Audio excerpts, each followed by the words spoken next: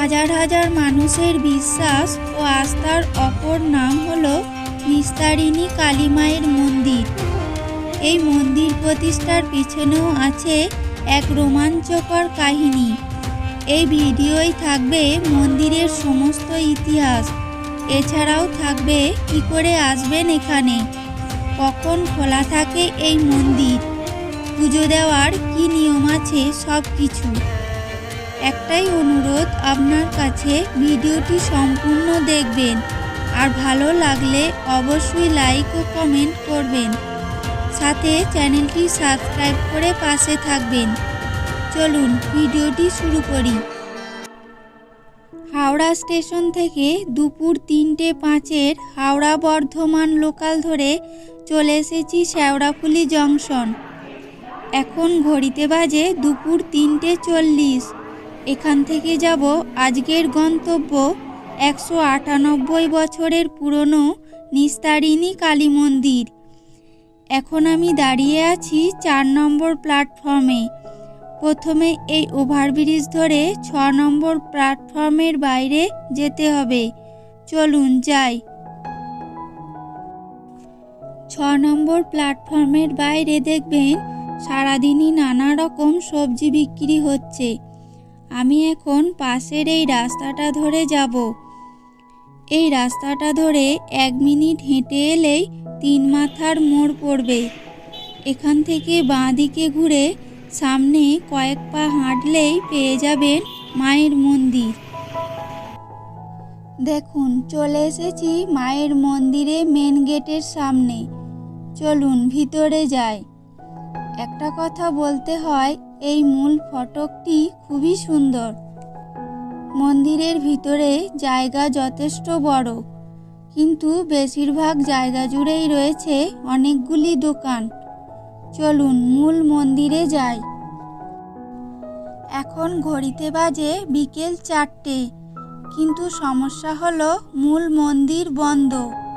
মন্দিরেরই একজনের কাছে জানতে পারলাম এই মন্দির সকালবেলা 6:30টায় খোলে আর দুপুরবেলা মাকে ভোগ নিবেদনের পর 2টোর সময় বন্ধ হয়।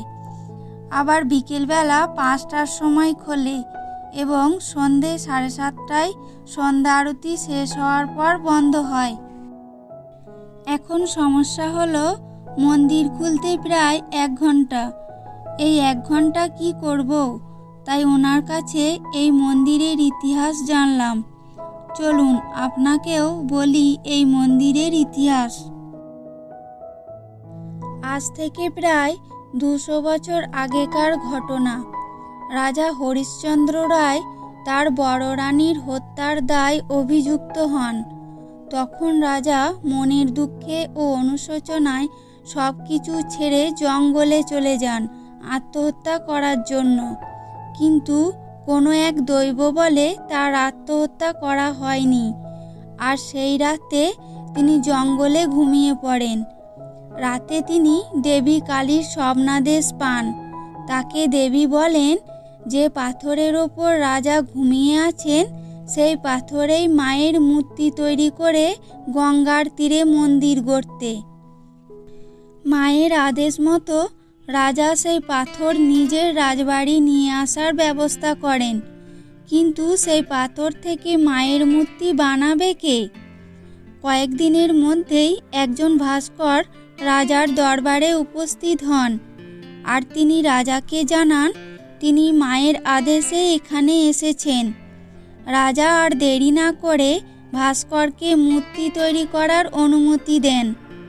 তারপর বাংলার 1234 সালে জ্যৈষ্ঠ মাসের শুক্লপক্ষে মায়ের এই মন্দির প্রতিষ্ঠা করা হয়।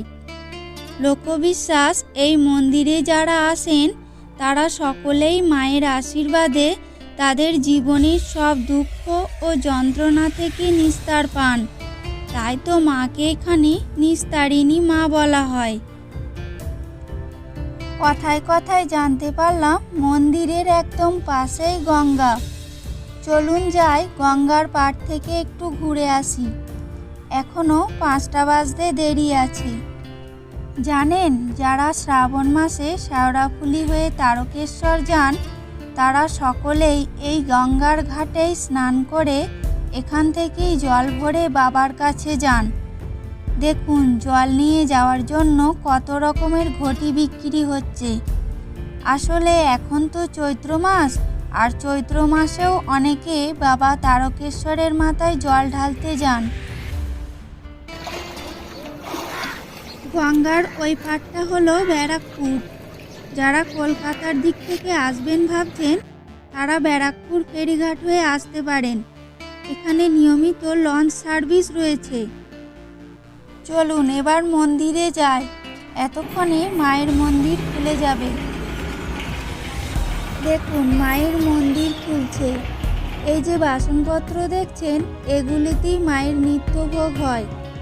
আসুন মায়ের দর্শন করি, মায়ের কাছে মন দিয়ে প্রার্থনা করি।